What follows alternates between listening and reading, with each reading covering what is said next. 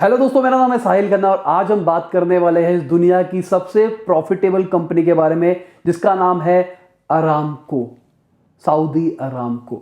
अभी तक आपने इसका शायद नाम भी नहीं सुना होगा। अभी तक आपको लगता था भाई दुनिया की सबसे प्रॉफिटेबल कंपनी एप्पल होगी, गूगल होगी, माइक्रोसॉफ्ट होगी, इनमें से कोई कंपनी ही होनी चाहिए।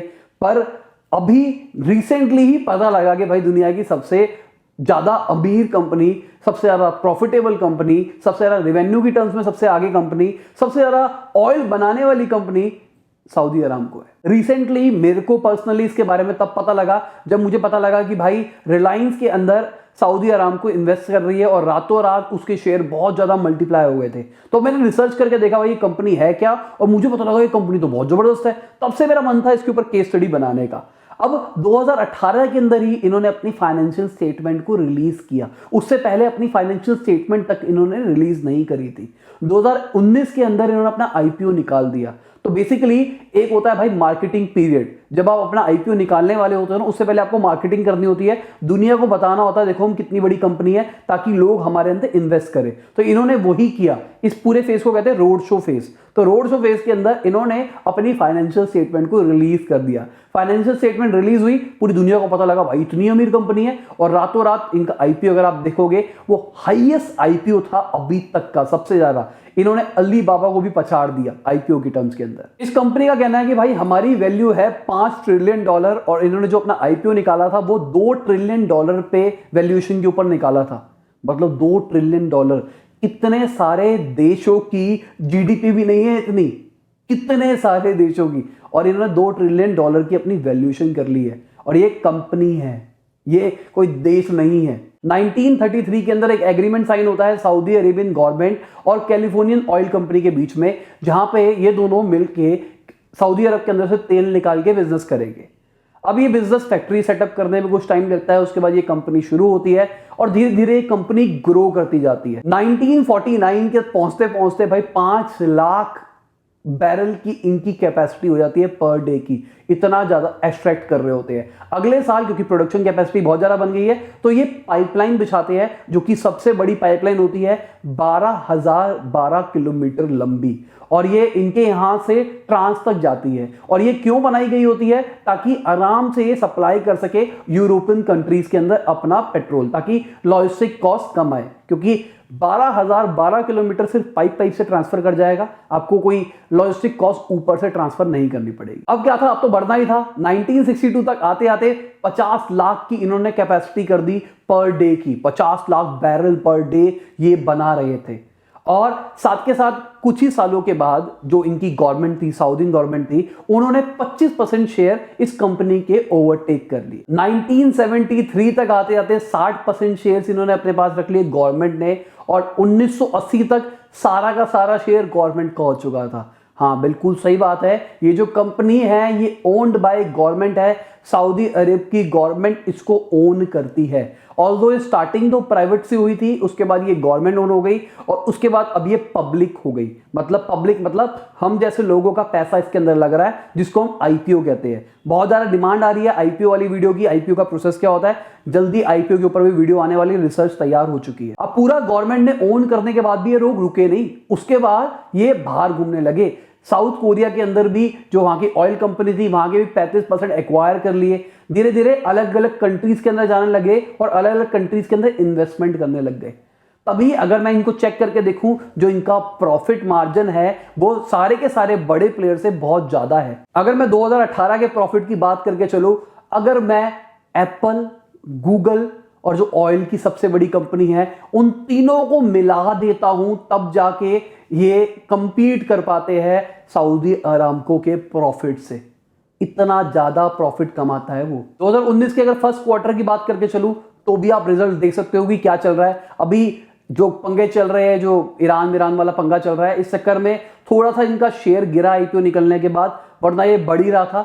और सेकंड नंबर पे अगर आप कंपनी देखोगे, सेकंड नंबर पे जो कंपनी है, अगर आप चाहते हो मैं उसके ऊपर भी केस स्टडी बताऊं, तो नीचे कमेंट के अंदर बताओ, हाँ भाई बताओ, और मुझे जरूर बताना वो कंपनी कौन ओन करता है। मेरे तो भाई वन ऑफ द फेवरेट बंदों में से एक है। इनके बाद 270 बिलियन बैरल का रिजर्व पड़ा है। और जब इन्होंने आईपीओ निकाला 2019 के अंदर, तो भाई ये इन्होंने अपनी वैल्यूएशन रखी $2 ट्रिलियन, जैसे मैंने आपको पहले बताया।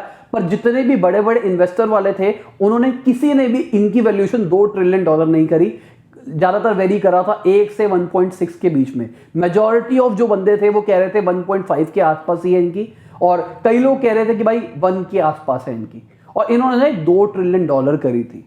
अब ज्यादा इन्वेस्टर वाले बंदे क्यों नहीं इन पर ट्रस्ट कर रहे थे? क्योंकि ये गल्फ कंट्री एक गवर्नमेंट ओन करती है, कल को कुछ भी हो जाए तो रिस्क फैक्टर ज्यादा है। तो जब रिस्क फैक्टर ज्यादा होता है तो वैल्यूएशन थोड़ी सी डिल्यूट हो जाती है। इस चक्कर में उन्होंने रिस्क रेटिंग के चक्कर में इसकी थोड़ी सी वैल्यू को कम आंका था। इनके पास वर्ल्ड का largest single hydrocarbon network system है, और मैं आपको लिस्ट दिखा देता हूं सारी कंट्रीज की जो जो इनके पास है, जो जो रिफाइनरीज है इनकी खुद की कंट्रीज के अंदर और बाकी कंट्रीज के अंदर। अभी नीचे आपको कुछ एक रिलायंस दिखाई दे रहा होगा, रिलायंस के बारे में आगे बताऊंगा क्या सीन है क्या नहीं है। बिजनेस मॉडल की बात करके चलते हैं। बेसिक्स आया है भाई, हमारे पास रिसर्चर्स बैठे हैं जो कि ऑयल ढूंढते हैं, ऑयल ढूंढने के बाद हम वहां पे खोदते हैं, वहां पे अपनी रिफाइनरी लगाते हैं, एक्सट्रैक्ट करते हैं, एक्सट्रैक्ट करने के बाद उसको सप्लाई करते हैं और उसको बेचते हैं। अब यहां से एक और डिमांड क्रिएट होती है, बाहर कंट्रीज के अंदर अगर आप सप्लाई करोगे तो आपको लॉजिस्टिक भी देखनी पड़ेगी।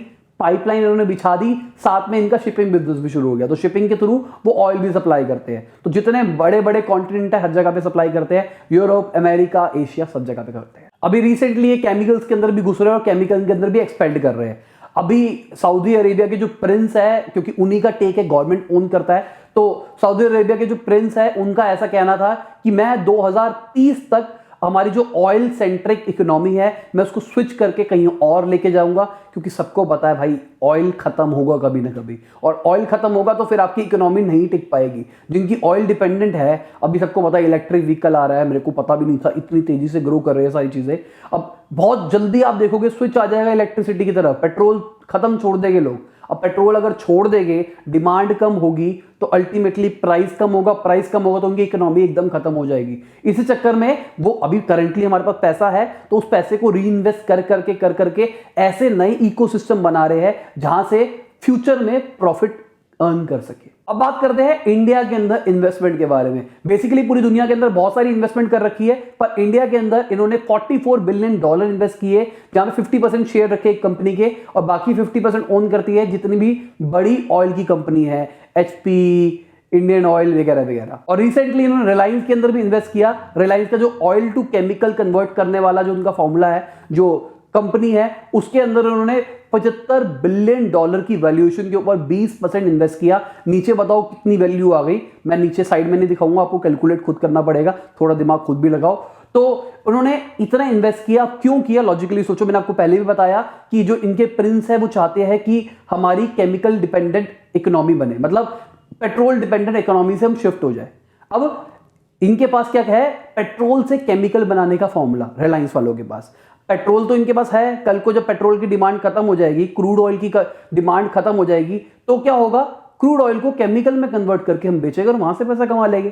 केमिकल की डिमांड तो रहने वाली है ना। इसको कहते हैं फ्यूचर सोच करना।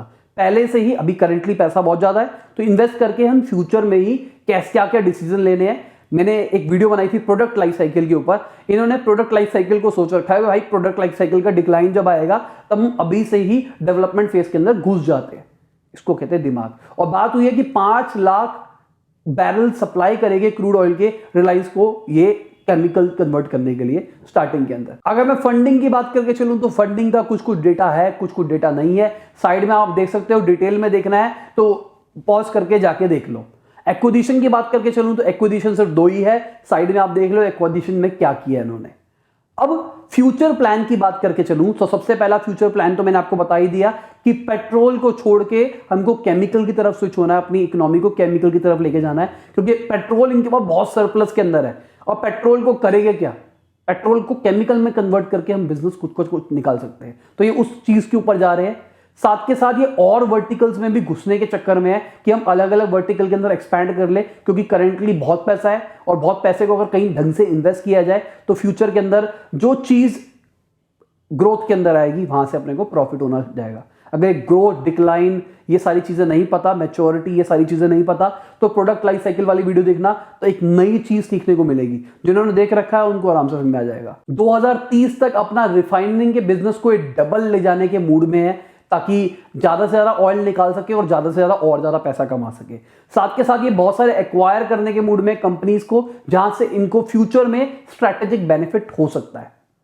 तो यही थी अरामको की केस स्टडी। उम्मीद करता हूं बहुत मजा आया होगा। अगर कुछ भी रह जाए, आपको कुछ भी लगे कि भाई ये चीज भी जाननी थी, ये चीज जाननी थी, कमेंट में नीचे बताओ।